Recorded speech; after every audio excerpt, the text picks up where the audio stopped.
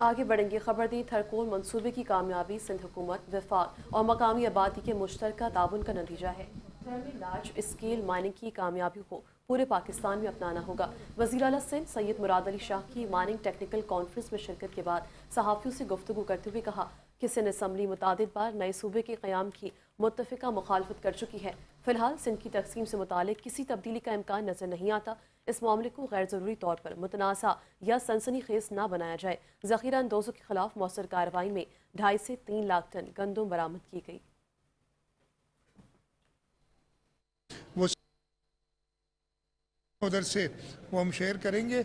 और मैंने अभी अपनी तकरीर में भी कहा था कि ये सब इसलिए पॉसिबल हुआ था कि हुकूमत सिंध, वहाँ के सारे लोकल्स और वफाकी हुकूमत मिल के उन्होंने इस जो हमारा कोल का पोटेंशियल है उसको यूटिलाइज़ करने के लिए काम किया।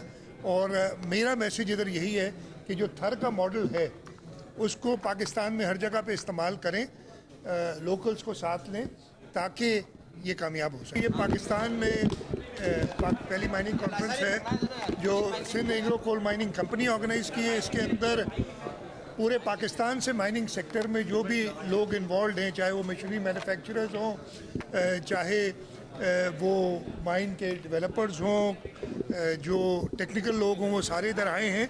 और इंशाल्लाह ताला मुझे पूरी उम्मीद है कि जैसे हमने थरपारकर के अंदर माइनिंग लार्ज स्केल माइनिंग में जो कामयाबियाँ हासिल की हैं, इस कॉन्फ्रेंस में वो सारे जो सबक सीखे उधर से वो हम शेयर करेंगे।